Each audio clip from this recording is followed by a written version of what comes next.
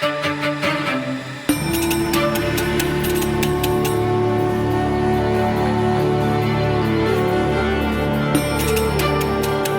everyone, welcome to Conspirituality. I'm Derek Barris. I'm Matthew Remsky. I'm Julian Walker. And I'm Antonio Valladares. You can stay up to date with us on all of our social media channels, including Facebook and YouTube. YouTube is a little mad at us right now, but we are still there. I don't know why. I think Julian pissed off the algorithm. And you can stay up to date on Instagram as well, where we post most of our content, as well as Patreon at patreon.com/conspirituality, where for $5 a month, you can support us as well as get access to our Monday bonus episodes. Conspirituality 68, The Jordan Peterson of Fitness Bros with Antonio Valladares. Paul Chek will tell you how much he's influenced the fitness industry. He'll tell you that he popularized Swiss balls and about his time working with the Jordan-era Chicago Bulls and then the championship Lakers. The kinesiologist and founder of the Chek Institute, which offers numerous training programs under the slogan, "We teach the science of living well," claims that he's always taken a holistic approach to weightlifting and the gym. In fact, the man does not mind telling you how vast his influence is. Embedded in Chek's holistic approach is a penchant for conspiratorial thinking. He trained JP Sears, traded podcasts with biohacker Ben Greenfield, hung with anus sunshiner Troy Casey, and hosted Mikki Willis twice in the last year on his own podcast, Living 4D with Paul Chek. Today's co-host, New York City-based fitness expert Antonio Valladares, also trained with Chek, but unlike many of Chek's acolytes, Antonio has used his time and knowledge debunking conspiracy theories in nutrition and fitness, not adding to the fire. In this week's closer, Matthew reviews a Facebook post from the charismatic dissectionist Gil Hedley.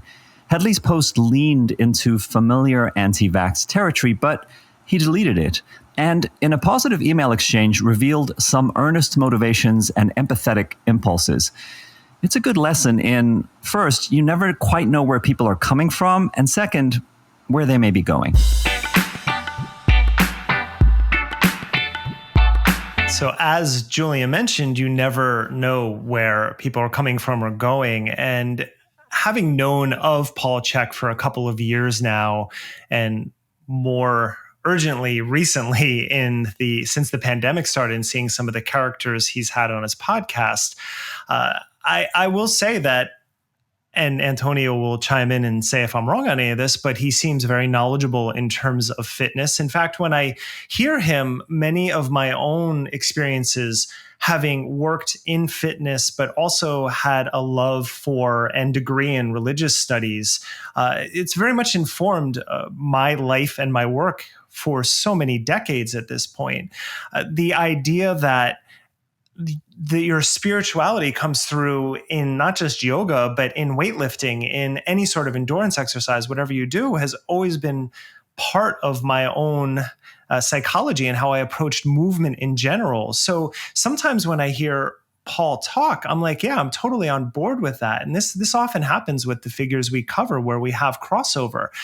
But there are times where I'm like, this is completely insane, some of the things that he's saying. And that's really what we're going to focus on today. Not so much his fitness knowledge, although that may come into play, but really where his background. He went to a Seventh-day Adventist school growing up without a father, and his mother supported 3 children. But then his mother discovered the self-realization fellowship when he was very young, and he started meditating at an early age. So he has been informed by this. And that crossover is really where conspirituality sometimes gets in, where you have a certain amount of knowledge, but maybe you're not so knowledgeable in other topics, but think you are, and then you apply it erroneously to your own brand or your own sort of awareness, your own discipline. Would you say, Antonio, that is a fair summation of Chek and sort of how he treats mysticism in his movement? Yeah, I think that's fair. Like, he was influenced, like you said, when he was a kid by Self-Realization Fellowship. As a fitness professional or fitness expert, he was very influential in a few ways. His professional trajectory went from, fitness and exercise, and progressively became more spiritual. So he went from like an expert instructor to a guru over time. So my personal experience in life is that I went from spiritual to skeptical. I became a personal trainer.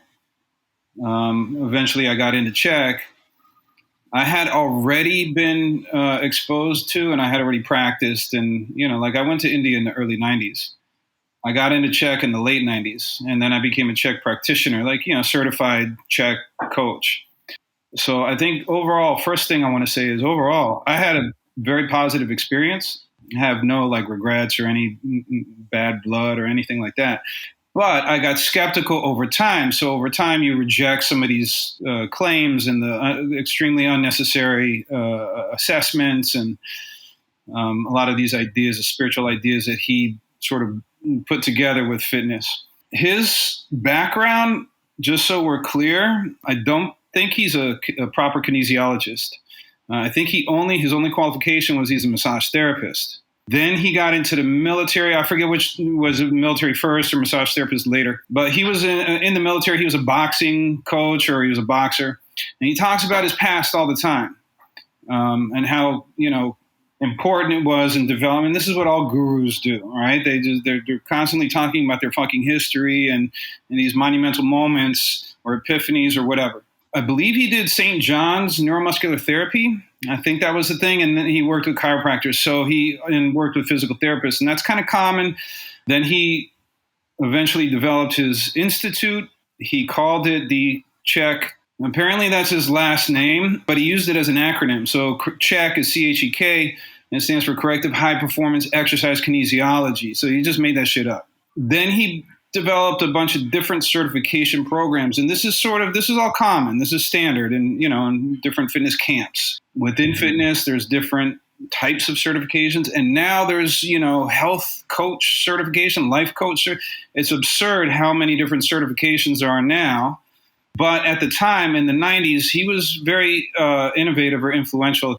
The reason I was attracted to Paul and his work at the time was because it was alternative to the standard or the contemporary fitness industry. The fitness industry mostly comes from bodybuilding in the 80s. So we're not talking about 19th century stuff yet, just the modern history, the very modern, the 1980s bodybuilding culture, and then some sports coach elements as well. This is what sort of became fitness industry, personal training industry in the late 80s and 90s. Well, let me jump in for a second. Because I am interested in your own history here, because what you've just described about going from spirituality to skeptic, I think summates in different ways all three of us as well. And you played music as well, correct, with Ray Capo? I'm glad you brought that up because I don't know how many people know about this, but yeah, so I'm a hardcore kid, grew up in the hardcore punk scene. And then I played in a few bands. I toured for a few years. I toured Europe and North America. Went to India a few times with the guys in the band I was playing with. I had an overall awesome experience. There's subtle differences in these yoga schools, right? If you're familiar, I'm sure a lot of your listeners are familiar with the different schools of yoga. In the 1980s, in the hardcore punk rock scene, there were some influencers, if you will, that got into Hare Krishna. During the late 80s and early 90s, there was a Krishna hardcore community. And it was fairly popular in the late 80s and early 90s. And then it continued into, just like with yoga, its own mini culture within a broader, its own subgenre within a bigger culture of music or alternative music or whatever. Is that kind of Hindu straight edge? Yeah. So you could say, if you want to get technical, you could say it's bullshit neo-Hinduism, modern cult shit with hardcore punk. Got inspired by it. There was two main bands, the Cro-Mags, and they were they were a little bit older. They were hardcore, real hardcore. And then there was the straight edge community. And me and my friends were all a big part of this straight edge culture. Shelter was the big band. Well, Youth of Today was the big band. Ray Capo was the influencer. And then after Youth of Today broke up, he did Shelter. So I played bass in Shelter for their first European tour. I then was a founding member of a band called 108. And you all are familiar with 108. It's an auspicious number. I'm still good friends with a lot of these people, despite the fact that I got skeptical over time and I distanced myself from all these organizations and all these gurus and people. And, a lot of people ask me like, oh, how come you used to be spiritual? Or, what happened? So there was no, I didn't have any major breakdown or any, trauma or anything. I just got skeptical over time. I was becoming more science literate over this time. Ray Cappo, for listeners, also more commonly known as Raghunath, who actually I know because he led the chanting portion of my teacher training program that I used to run at Equinox. He would come in and teach Sanskrit to my students. So Raghunath is a lovely human being. He's still very much in that world as far as I'm aware of.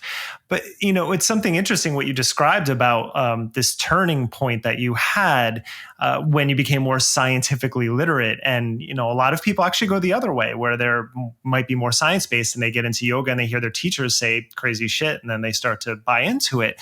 But from what I've seen, Chek's acolytes seem to be really into that conspiracy, and not all of them, of course, but he seems to be a vector for this conspiritual thinking. Do you have any sense of why that is? It's all, superstitious and pseudoscience, and it's very appealing to a lot of people. If you study history sincerely, it will debunk all this bullshit, but it takes a lot of work. And you have to be really dedicated to really understanding and, doing aggressive, deep research. There's nothing Paul Chek teaches that's militant or nationalist or anything in particular. It's just very general, vague, spiritual stuff. And, my opinion is I have a strong opinion and not everyone likes that. Over time, you learn and you see that a lot of these spiritual concepts are just fucking made up. But most of the spiritual activities are all happening at the body. You're dieting or you're fasting or you're exercising, your prayer, your meditation. All of this is happening with you and your body, or it's happening through consumerism. You're buying clothing or books or literature or classes or certification courses or wellness retreats. So Paul Chek, he was influential. He was very inspirational. But then you start really looking at the material he teaches or encourages, like Course in Miracles, Byron Katie, all of the stuff you guys have covered, all of the New Age spiritual Hay House and Gaiam authors and all of the most popular New Age spiritual teachers, he teaches aggressively. So you learn all these ideas and you really learn a lot from any teacher or guru.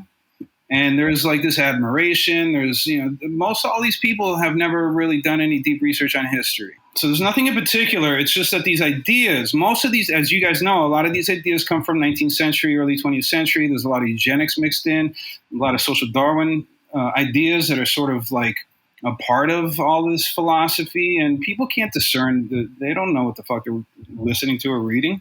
It just sounds, empowering or whatever. I mean, it strikes me too that if you're going to position yourself as an expert on all things and as this kind of guru figure, and there is a lack of actual expertise and training and background, then it's a fairly easy slide to move into that place where anything that runs contrary to what I'm saying must be part of some conspiracy, must be part of some mainstream agenda, must be part of the people who are asleep and are scared to hear what I'm really saying, right? Yeah. So one of the first things you learn when you get into alternative health or wellness is the main narrative is a binary. We are alternative to the world. We're, a little smarter, a little better, more responsible, more spiritual. We take better care of ourselves. We're bootstrapping, yada, yada, yada. This ideology and identity that you learn and develop is based, it's just made up. These people are fat and lazy. They're all diseased. And we're the ones who are taking responsibility. So when you get into bodybuilding or yoga or fitness, you sort of learn this idea that we're an alternative culture being better than, taking more responsibility than mainstream regular people. And that's all of these ideas are oversimplified. And part of the reason that the ideas are so attractive is that they're presented in an extremely charismatic way. And this first clip that we have to look at really kind of, I think, sets the stage for how Paul presents himself. So we found this YouTube video from February of 2019. It's called "Who is Paul Chek? Holistic Lifestyle Coach." The account that it was posted on is called Barbell Shrugged. And I'm wondering if that's a play on Atlas Shrugged. Oh, yeah. I don't know. Probably. But I mean, because the shrug, as you're using barbells, is something that you actually do, right? I don't lift weights, but I'm imagining there's a lot of shrugging involved, right? There is, but you don't call them shrugged. All right. Okay. So the account has 206,000 followers. Their header video is a promo for their Diesel Dads program. This caught my eye. There's this guy, Anders Varner, who I think is the main barbell shrugger. And he says, "We're talking about the number one thing that is holding you back from the transformation that you desire. That's going from soft, slow, and sluggish to strong, lean, and athletic without sacrificing family, fatherhood, or fitness." And that really kind of actually, I have to confess, appealed to me a little bit. But we can see that there's this biomorality theme that's set up just in the account. There's sort of hints of muscular Christianity. Anyway, in this clip that I have lined up, Vanders has gone to visit Chek at his residence. I believe it's San Diego. Is that right, Antonio? It's Orange County. So it's now, he used to be in Encinitas. Now he's in somewhere close to Encinitas. Right. So it looks like a huge estate where he's got like space to do rock piles, and he talks about having orange trees. And anyway, the Barbell Shrugged guys go, and Chek just monologues at them on and on about his accomplishments, and they kind of like shift from foot to foot and nod, and well, you can hear it. I built the first instructional videos in the world on how to integrate weightlifting and Swiss balls, how to use them in the gym, and I built the first videos in the world on how to use a Swiss ball for athletic rehabilitation, and probably pioneered the whole concept. So I did a lot of my research on the Swiss ball in '88 and had developed my routines and techniques by '89 when I started developing the first videos. And the first professional sports team to hire me to teach them my system of core conditioning and how to use Swiss balls was the Chicago Bulls. And I did 7 consultations with the Bulls. Al Vermeil, I don't know if you know Al Vermeil, but he's a famous strength. He's got more championship rings than any strength coach in the world, 13 of them, between football and basketball. And he had an open door policy. His policy was anytime you got something cool to teach us, I'll pay it, come on down. So I was during the Jordan era. And then the Lakers saw how they were training and doing all this stuff. So the Lakers bought the stuff. And prior to that, not there anymore, Raiders. The Raiders bought all my correspondence courses because one of their strength coaches had studied some of my material. And I actually still have the check because they were the first professional football team to get into my stuff. And this is like, 89, 90. It doesn't stop for 13. It is that. Yeah. And then we were discussing the title for this episode. We came up with the Jordan Peterson of Fitness Bros in part because he's logorrheic. Like it doesn't seem like he can stop talking. There's this one published interview. Actually, you sent it to us, Antonio. We'll post it in the notes. But the reporter talks about booking 1 hour with him, and it wound up being 4 hours. So there's this kind of like endless content production, which we also see in, a number of charismatics like Jordan Peterson, but it's also a function of the whole open mic of influence technology. But one of the things that I noted was that as you watch this video, you can see that Chek is aware that the Barbell Shrugged guys are there, but he isn't really talking to them or making solid eye contact. Like he's in monologue mode, but there's something like sort of bubbled about it. So they say nothing during the entire 11 plus minutes. That's how they've edited it. But it also conveys this phenomenon that we've noted elsewhere that people become prominent if they can go into some sort of trance state as they speak about their accomplishments or about their content. And it seems that asking him any question would intrude into some kind of riff that he's radiating outwards. So I guess I wanted to ask you, Antonio, whether that sounds like what you remember being around him. Anyone who's in a guru position, you either have to be narcissistic or you become narcissistic. Chances are, the more you're in that position like he is, and he's got a lot of like extremely devoted religious disciples. I don't think it's anything deeper than just complete fucking narcissism when you're in that kind of position of authority. So, but the thing is that all of us had this admiration for an inspirational teacher or guru. This is a problem on a social level, but for a lot of people, that's a normal function of being a human. And you seek out a teacher and you want to learn some things. As far as like him talking about himself and his accomplishments, most all of these people in a similar position do the same thing. First of all, that anyone who calls themselves a healer and boasts about being a healer, like that's extremely arrogant, number one. But these people who are in a leadership or guru position, this is one of the reasons why I got skeptical and I distanced myself, is because like there's a lot of disturbing dynamics of people who are seeking out, extremely vulnerable people seeking out some guru. And there's all kinds of power dynamics that go on. Well, I wanted to mention that that's what I've got from him. Sometimes his advice, like he said something like, it takes an average of 8 hours of sleep per night for the human immune system to kill down the bacteria population to a safe level, because every single bacterium in your body is urinating and defecating in your body 24/7. And I don't know how that's going to hold up. I have a few more that I want to tackle, but I think, Matthew, you wanted to keep going with his origin story. Well, yeah, I did. But because we're talking about origin stories and how he talks about himself and his self-presentation, one other little brief question is, Antonio, if somebody was actually to go in and fact check any of these things, what would they find? Yeah, a lot of it's bullshit or not supported by evidence. In terms of the exercise stuff, what Paul Chek did is he took the chakra system and sort of integrated it with assessments and program design. So in other words, if you come to see me or you go to see a Chek practitioner and you have some discrepancies in your posture, you don't have ideal posture, these are problems. And this is actually a problem not just with Chek, but all throughout. It's a part of yoga and a part of corrective exercise or functional exercise. It's a big part of massage therapy. If you guys go see a massage therapist or a Chek practitioner or some yoga people, you're going to get a list of imbalances in movement, right? Movement dysfunctions and disorders and postural distortion. I can fix that for you.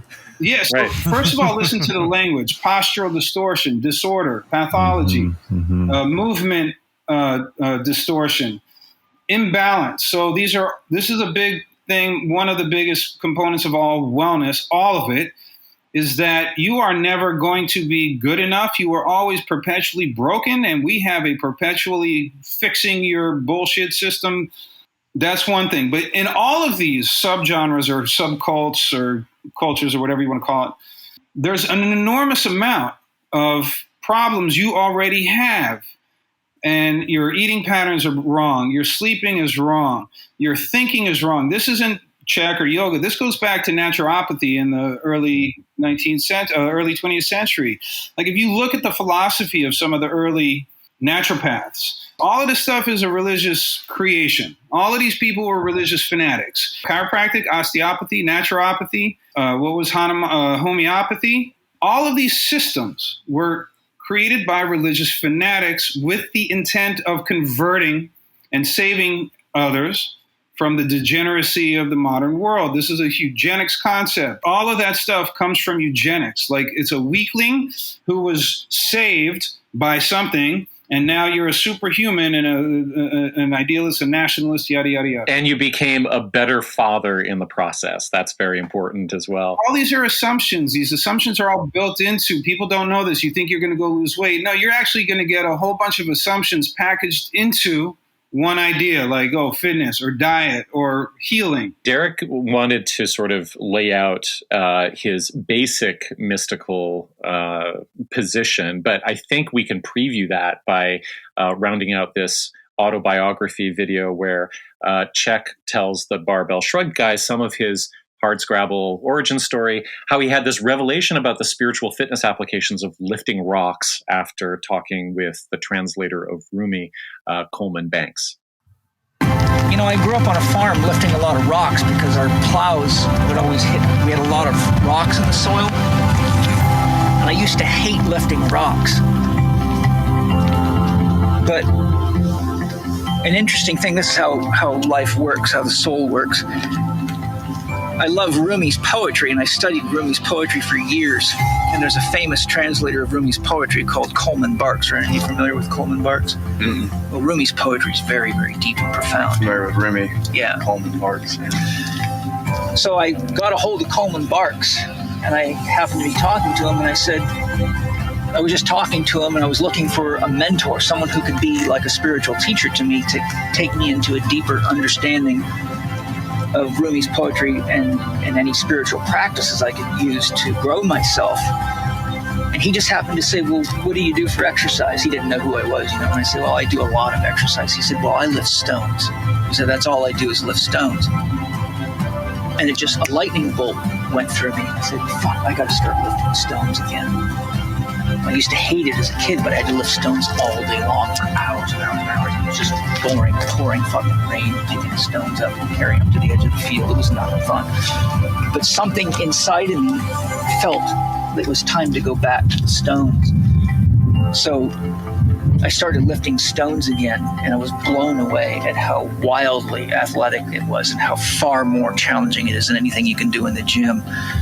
And I used to, I still do, but I used to build, I've built stacks at home 16 feet tall, like as tall as our orange trees. I have to stand on the very tops of 10-foot ladders to finish them off. And it's dangerous. You can get killed. Those stones are heavy. And now when those things hit the ground, they'll bounce sometimes 3 feet in the air. And I've had fingers smashed, toes smashed. I've been cut right open. I've flown backwards, landed in the rocks, almost concussed myself before.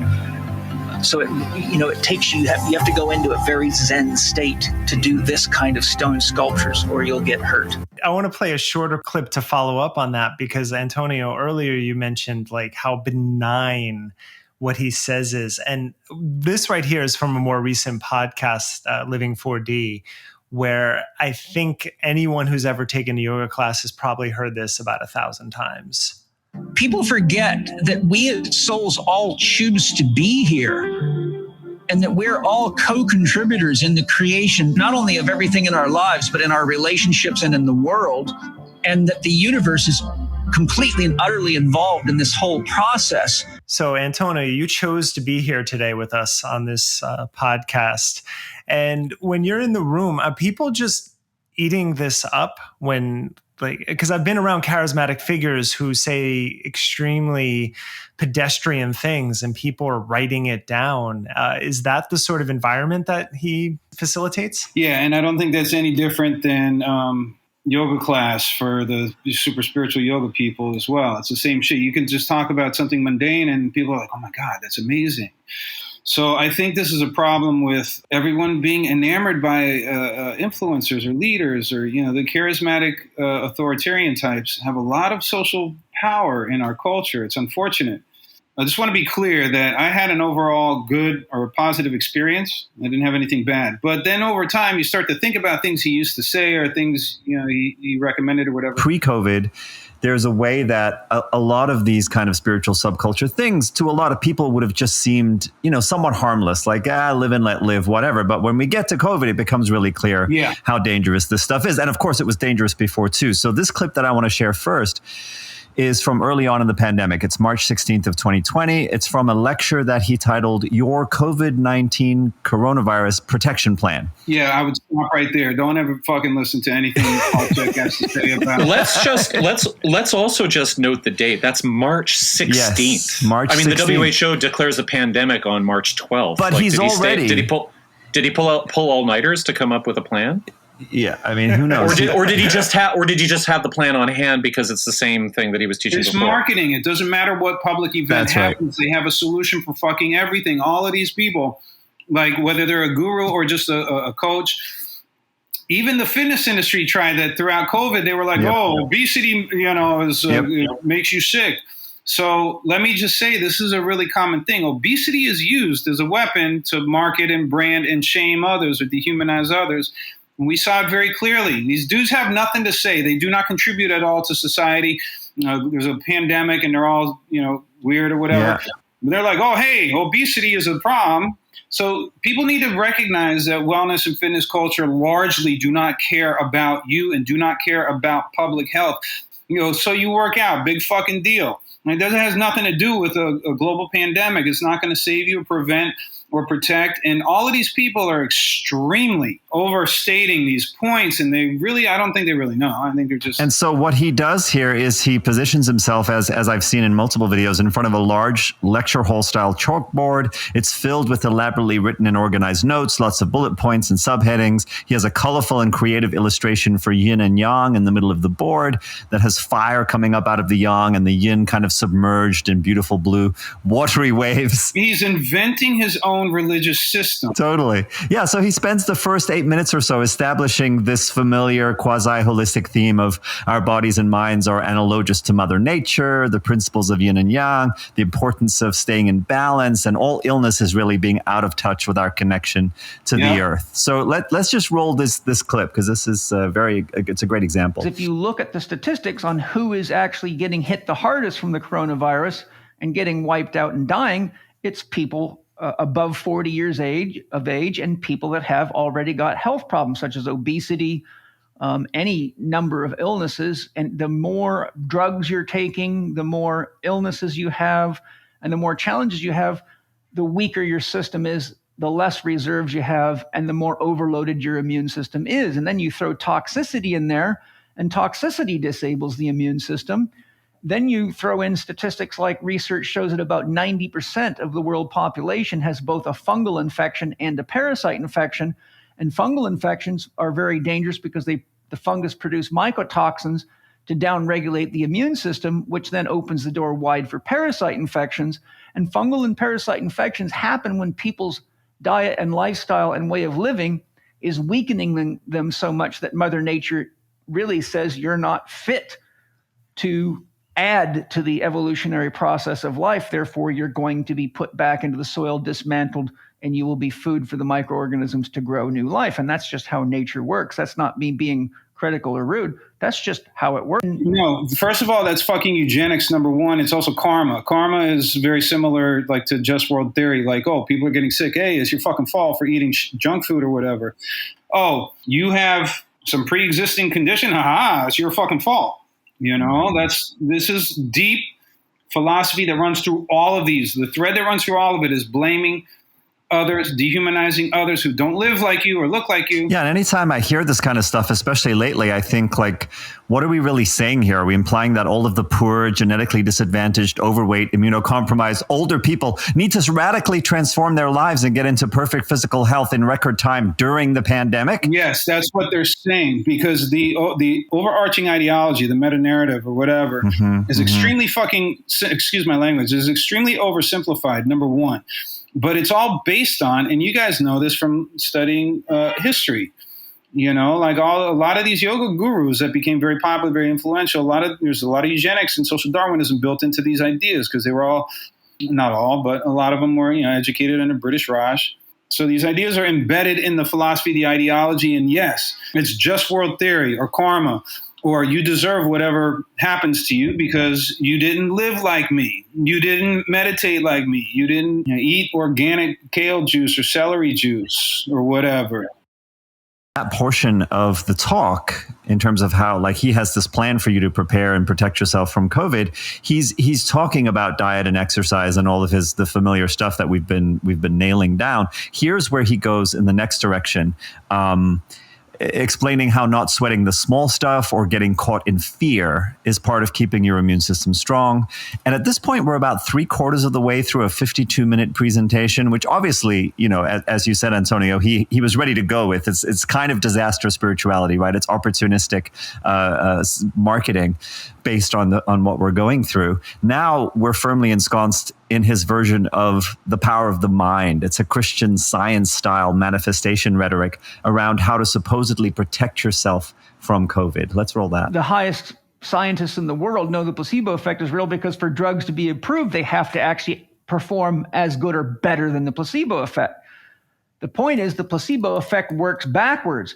If you keep telling yourself you're going to get sick or you're negatively thinking about it or you're being frantic about it, you're actually programming your belief into yourself that you have a problem, and you'll probably get it. So the same statistical reality, 34 to 68%, now becomes a negative factor, 34 to 68% chance you'll manifest the illness or the disease, or you'll open yourself up to it.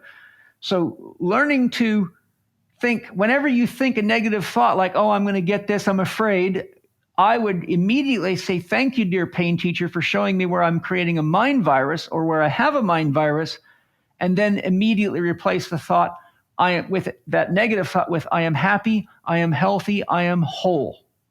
I am happy, I am healthy, I am whole, and visualize yourself and feel yourself as happy, healthy, and whole, and then you will induce a positive psychological effect. And remember, the cells of your body believe your mind like it's God. Yeah, that's all secret. The secret. Your thoughts create this. All of these dudes do the same thing. That's all they're doing is repackaging the most popular ideas. Course in Miracles, The Secret. It's important for people to realize there isn't much difference. There isn't a lot of variation. It seems like there's variation in nuance with a lot of these gurus and their teachings, and there's really not. New Age spiritual concepts are extremely popular. Their primary purpose is to drive consumerism and or enable this guru-disciple relationship.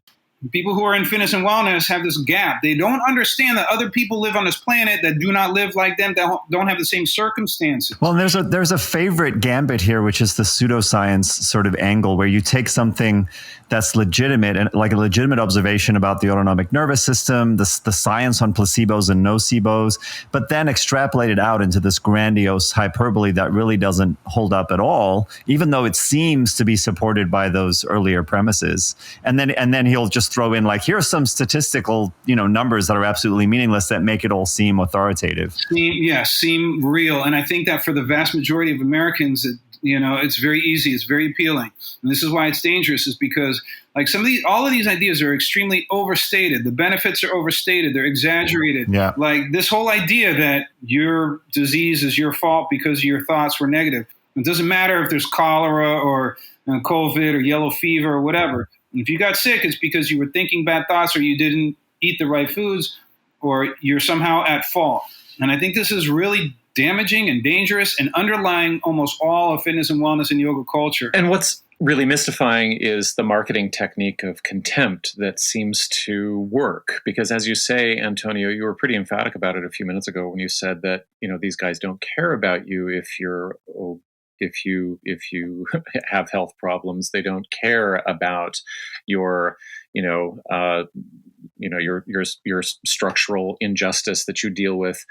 And they're almost open about that in the sense that as the sort of blame structure of the argument, it's your fault that you get sick, is repeated over and over again. And I'm just wondering, like, how that can work. What is being sold except, I guess, a vision of the person's confidence?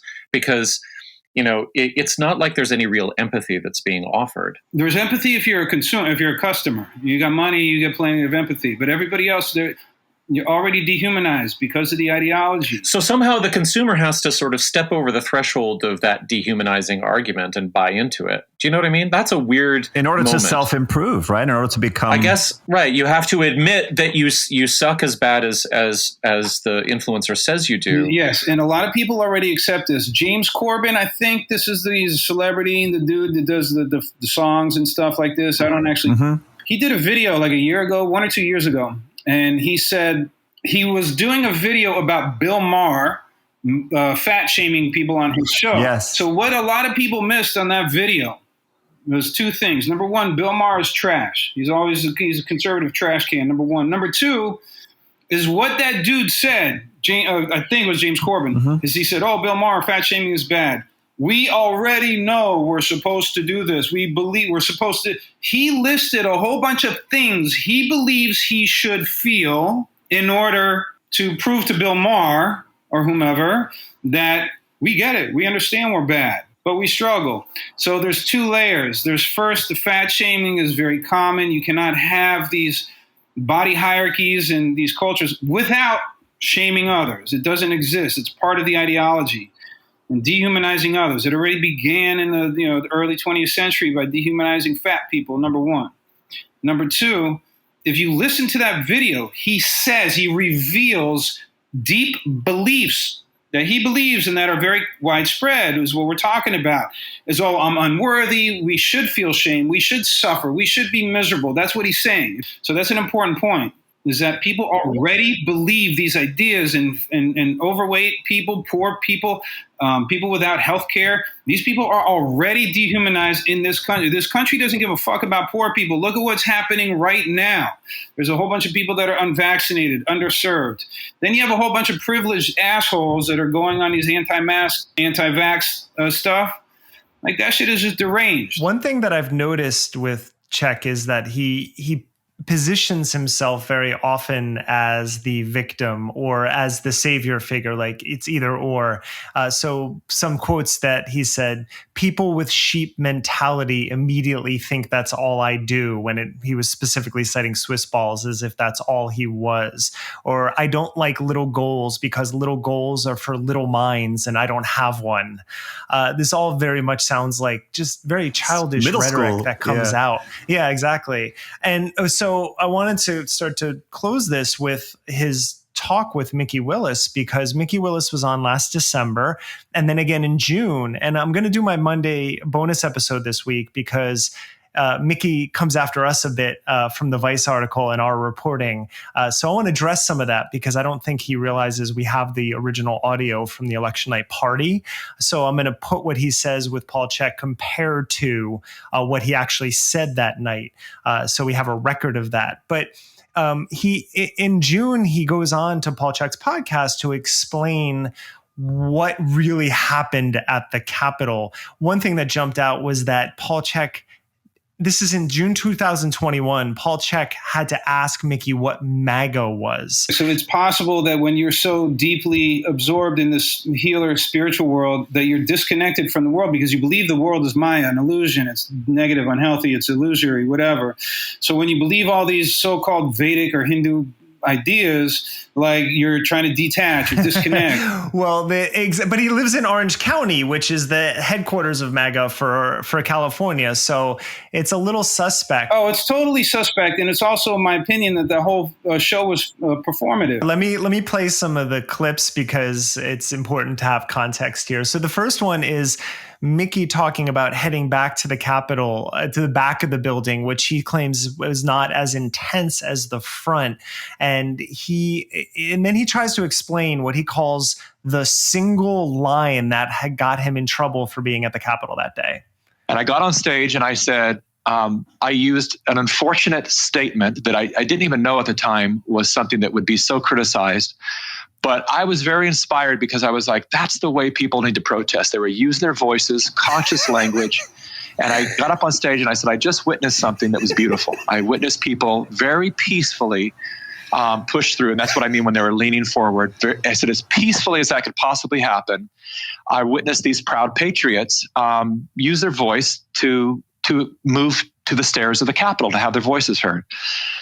And that line, just me saying proud patriots has been so criticized. I had no idea it was such a weaponized term.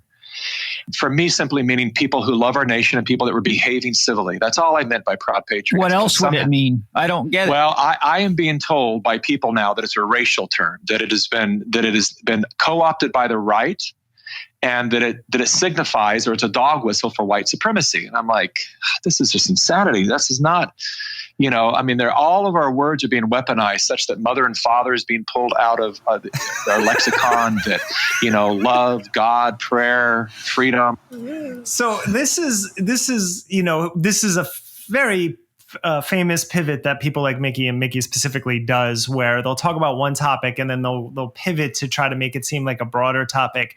He goes and he gives his speech at that health freedom anti-vax rally that was going on. He claims to have tried to stop one or two men from pushing forward. He positions himself as the hero in his hero's journey. And then this is him then explaining to Paul what was really happening when the crowd started to chant, "Hang Mike Pence." Now I'm back to the moment where I'm listening to the squabbling in my headset and I'm filming.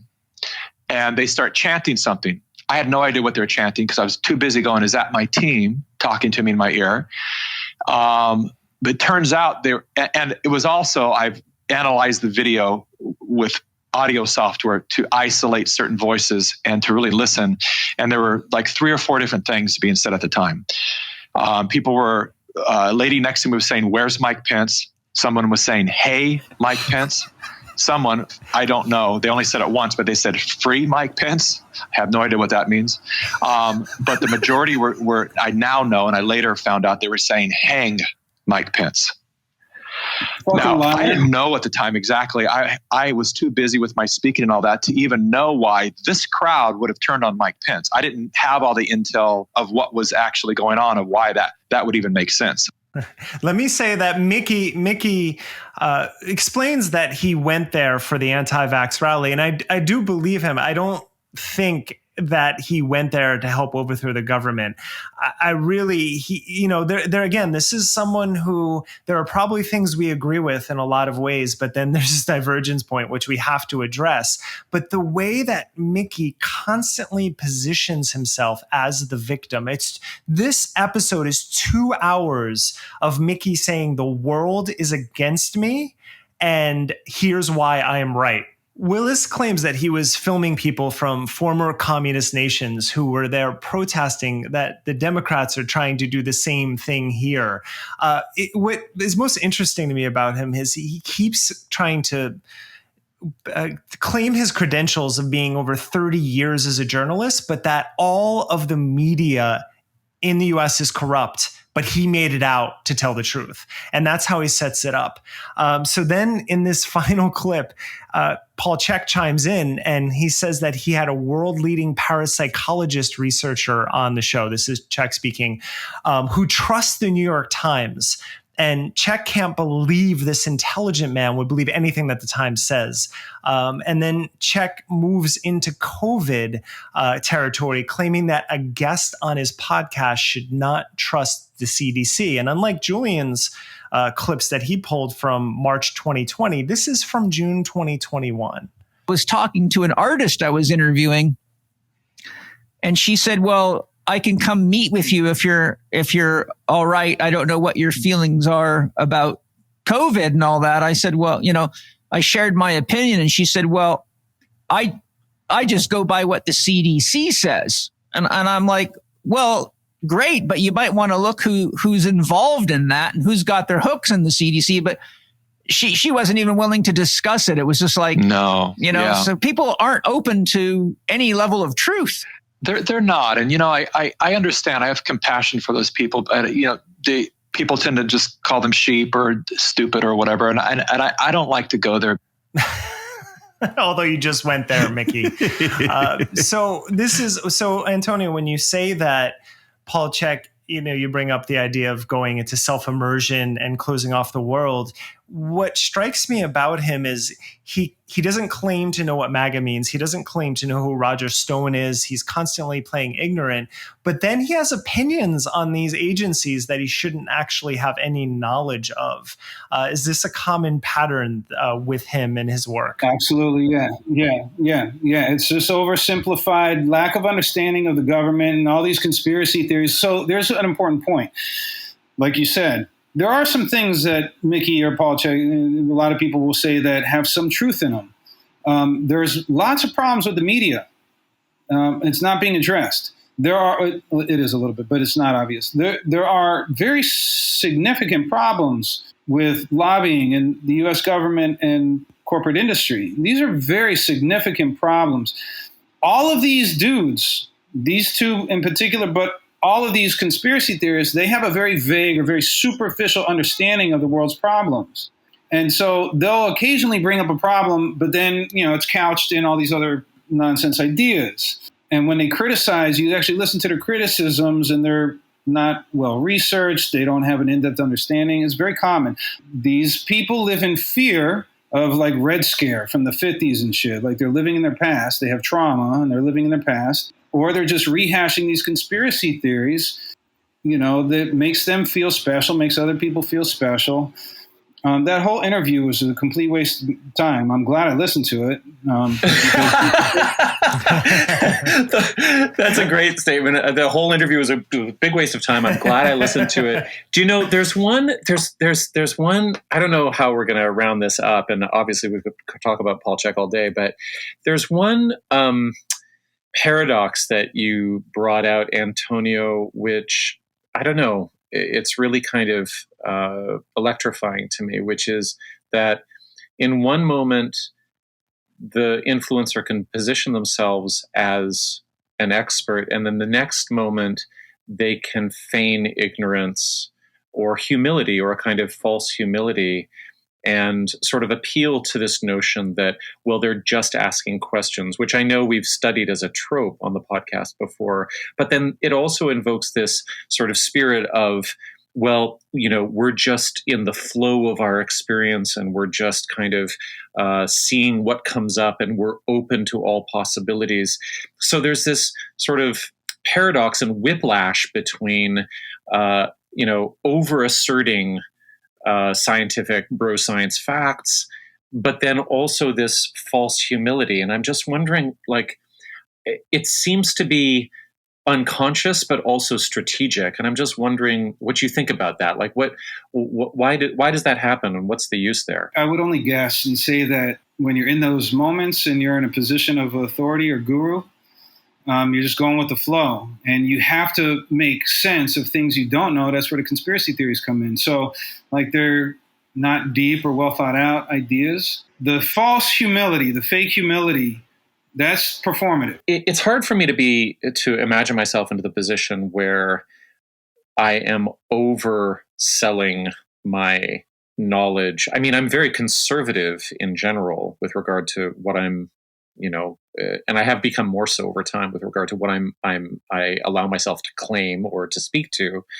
And so I'm wondering if the person who is bullshitting feels that as they are, logorrheic, as they can't stop talking. And then there's a moment in which they can also give themselves some relief by pulling back and saying, well, actually, I don't know. Yeah, I would agree. It's a bit manipulative, and it's probably a little bit unconscious. Like, Paul Chek is sincere. He believes in what he's doing. He wants to help people. A lot of people or gurus are like this. Not all of them, obviously. But I think it's a little manipulation, and they're probably unaware that they're doing it because you've already bought into these ideas over the years. You read all these books. All of the sales and marketing and self-help and law of attraction stuff, there's all sorts of manipulation or coercive persuasion techniques built in. So when you learn these and you admire these people and you learn from all these hodgepodge mix of people and their spiritual beliefs, you come to accept a lot of these marketing or persuasion techniques, and some of it is unconscious. There's no doubt. Then there's people like Mercola, who's just a complete fraudster. Or Bulletproof Coffee guy, Dave Asprey. Like, there is no ambiguity there. There's no sincerity. These dudes are frauds. There is a difference between a spectrum with all of these gurus or spiritual seekers or healers or whatever. And some of them are very sincere, but you've got to cover up. And I do think that a lot of it is unconscious, like you were saying.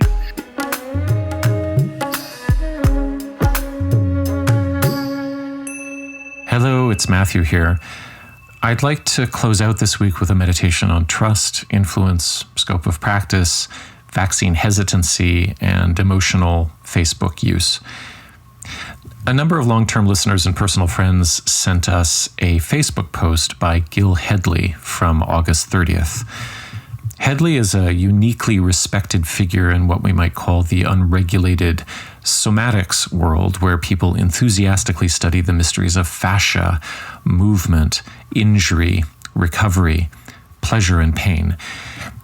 And he's famous for leading workshops in which attendees helped dissect human cadavers for contemplative study. Now, he's not a doctor, and he doesn't list any formal medical training. His bio says that he has a doctorate in theological ethics from the Divinity School of the University of Chicago. So here's his post.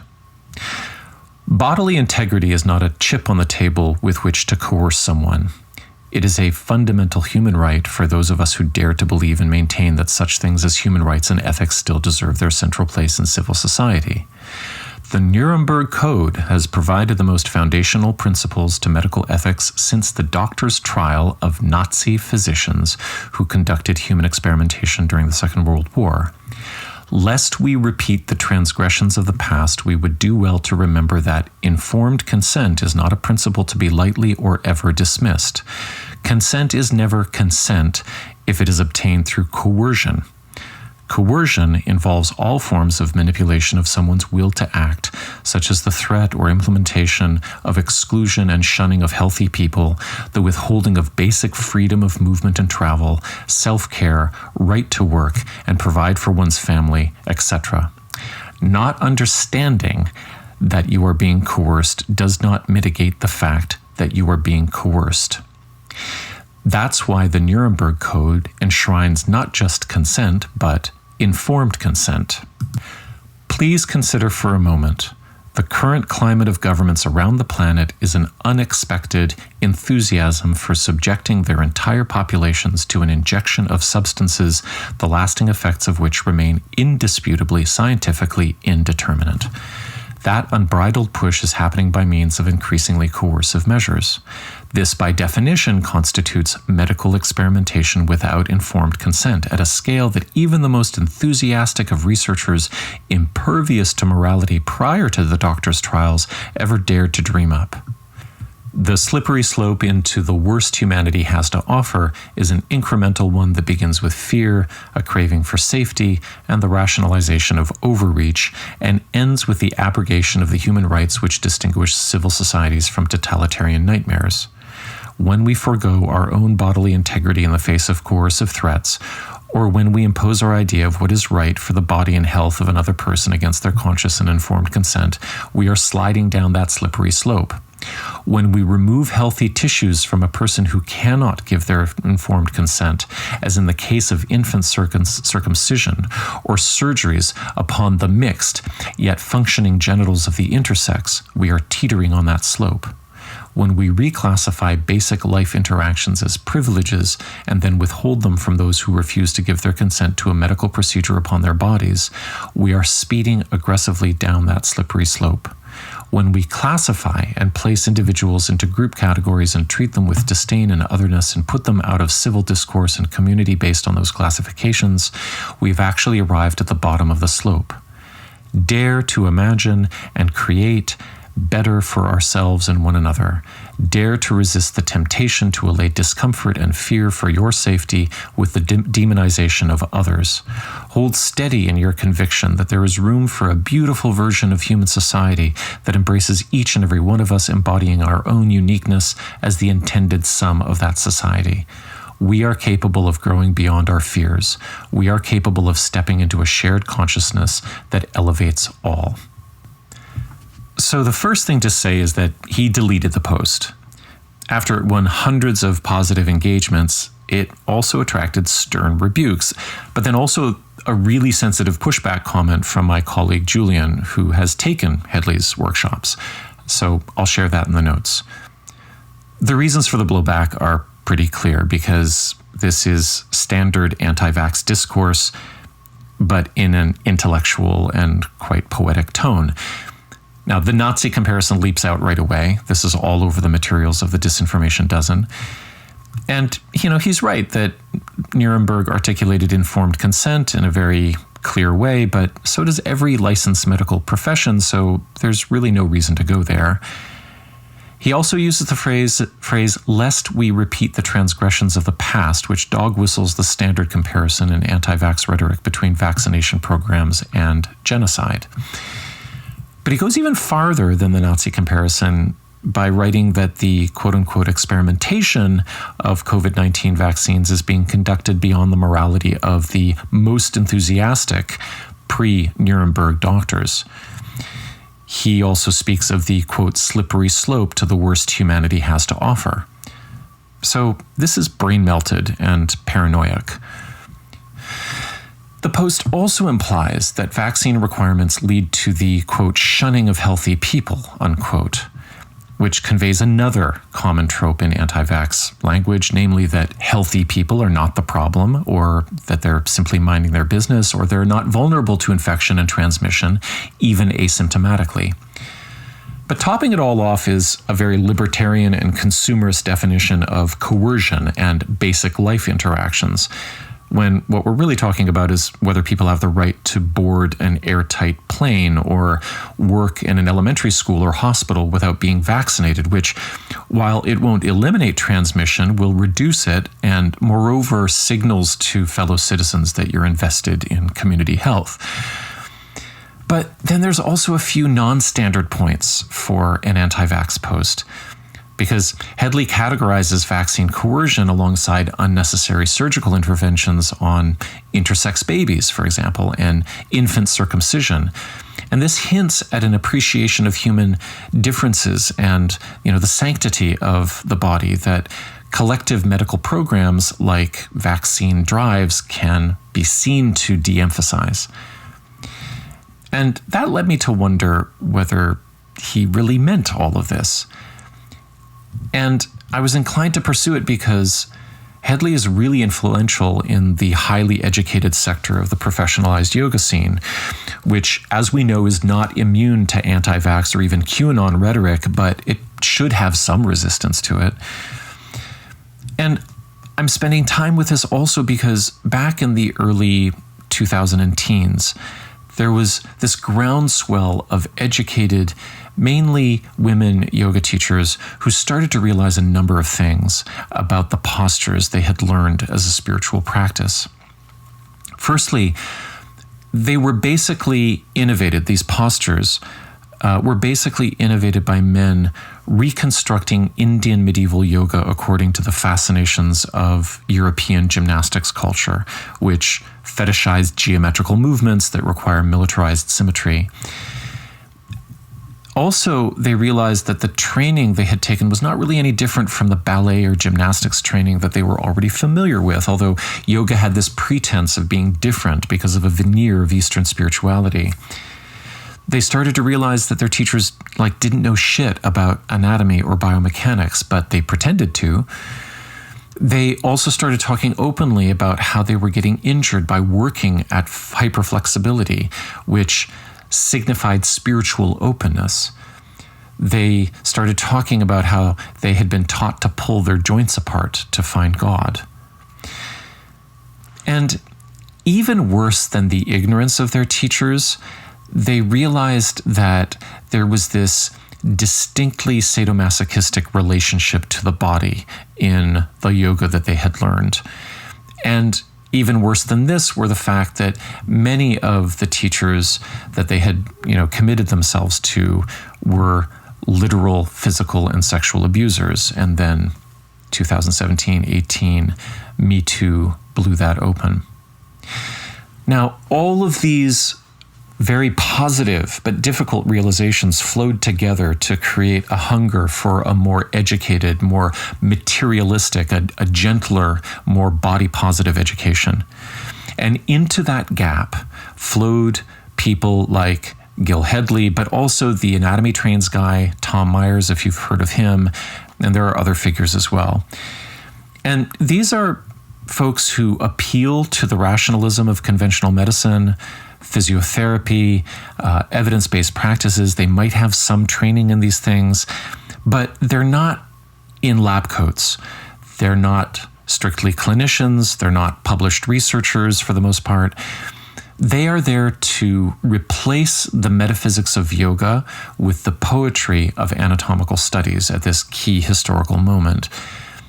They served a need for wellness professionals who weren't going to retool and go to med school, people who wanted to teach better yoga.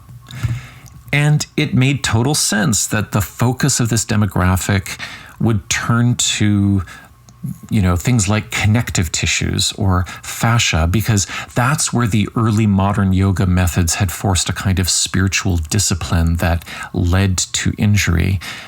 So they were moving from instructions that were about isolating movements and perfecting physical forms to deep meditations on how everything internally is connected. And this is what made Gil Hedley's dissection workshops so attractive. And for some of my closest friends, they were a rite of passage out of a strangely disembodied vision of yoga based on the performance of shapes and into something that felt paradoxically more materialistic but also more spiritually fulfilling. Now, I never went to one of Hedley's 6-day dissection workshops, but I really considered it when I came to a similar fork in the road in my own wellness professional life. Like, do I try to become a better yoga teacher, or is yoga teaching a little bit too much bullshitty to want to become better at? I had heard that Hedley created an atmosphere of deep respect around the cadavers, that he was endlessly encouraging and inspiring, but I never went. The workshops were very expensive. They were far from my home. And I also got some tingles about other things that I heard from friends who came back from them, who uniformly said that it was a transformative experience, that Hedley was a master, that they'd never learned so much in all of their lives. They said he was very charismatic, and that made me a little bit allergic for obvious reasons, given my history. But they also said that there was a lot of impromptu processing and circles and reading poems and sharing, all within this familiar wellness scene of not really qualified group therapy. I also didn't understand how someone without medical training had gained access to the super-regulated world of cadaver dissection, or whether, honestly, having 30 amateurs cutting into 3 or 4 cadavers over a week in the spirit of contemplative learning made sense.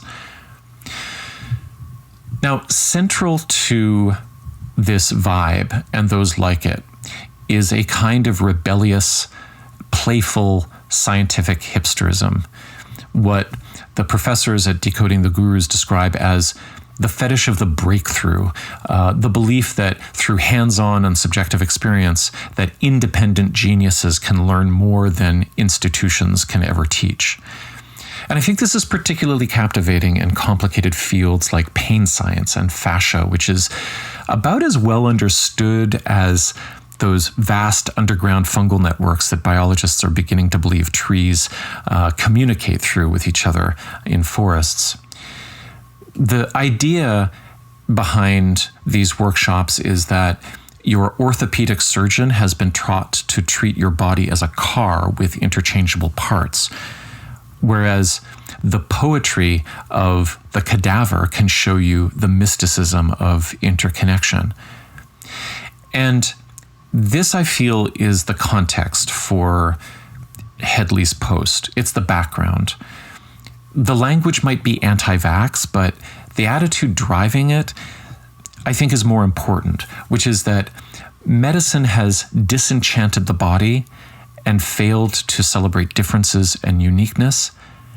And what better symbol of that disenchantment could we have than everyone in the world receiving the same 0.3 milliliters of a liquid promoted by whitecoats who assiduously cleanse their language of all poetry, and they offer this vaccine as a generalized solution.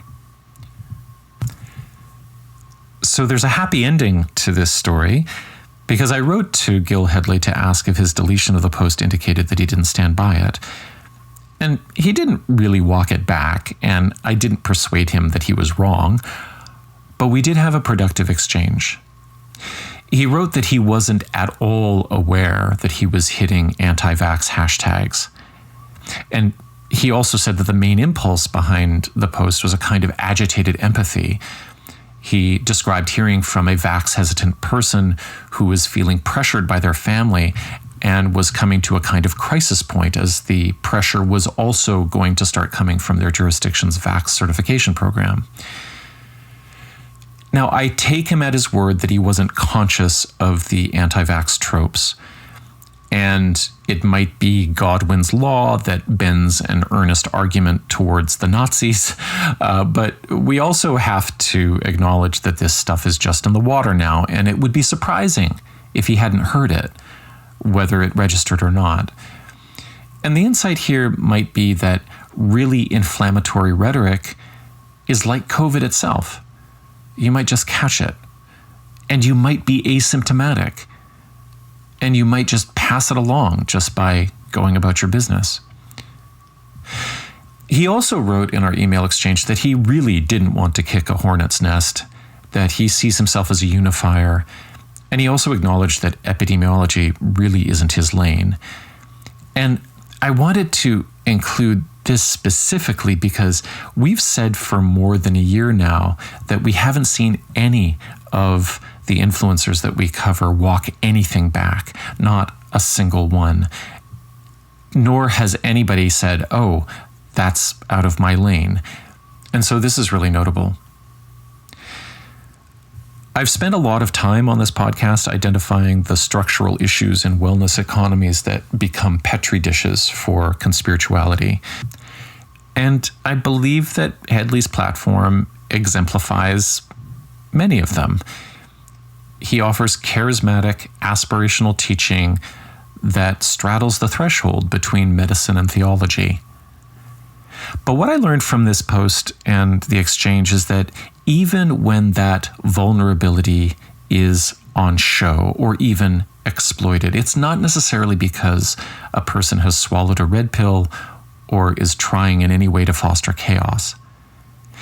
It may be that red pill lingo was just the most compelling lingo available when the person had a strong empathetic response to a complicated situation.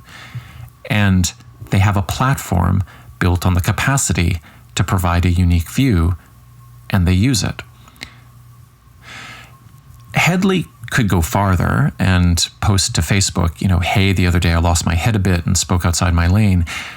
But I think it's really positive that the post is down, which allows his account to get back to what it's really good at, which is artistry and mysticism.